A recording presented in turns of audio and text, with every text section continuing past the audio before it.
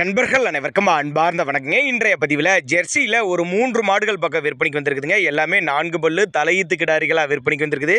ரொம்பவுமே கம்மி பட்ஜெட்டில் விற்பனைக்கு வந்திருக்குது. இந்த மாடுகள் பூராமே எந்த ஊர்லேருந்து விற்பனைக்கு வந்திருக்குது, ஒவ்வொரு மாட்டினுடைய கறவை திறனை விலை நிலவரம் எல்லாமே தனித்தனியாக பார்க்கலாம். இப்போ முதலாவதாக ஒரு ஜெர்சி டைப் மாடு, செவல கலரு, தலையீத்து 4 பல்லுன்னு சொல்லியிருக்காங்க.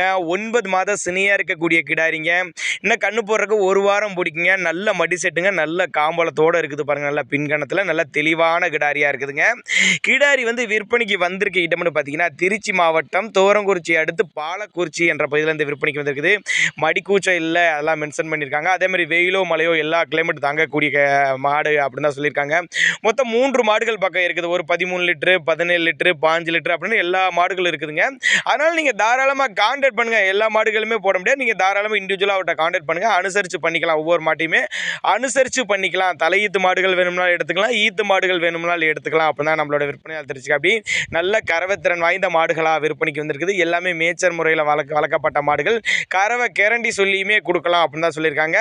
ஜெர்சி டைப்பில் மாடு ரொம்பவுமே கம்மி பட்ஜெட்டில் ஒரு நடுத்தர ஃபேமிலி வாங்கி பயனடையக்கூடிய விலையில் மாடு தேவைப்படுறவங்க தாராளமாக அவரோட கான்டாக்ட் நம்பரை கான்டாக்ட் பண்ணுங்கள். திருச்சி மாவட்டம் துவரங்குறிச்சி அடுத்து பாலக்குறிச்சி என்ற பகுதியிலேருந்து விற்பனைக்கு வந்திருக்குது.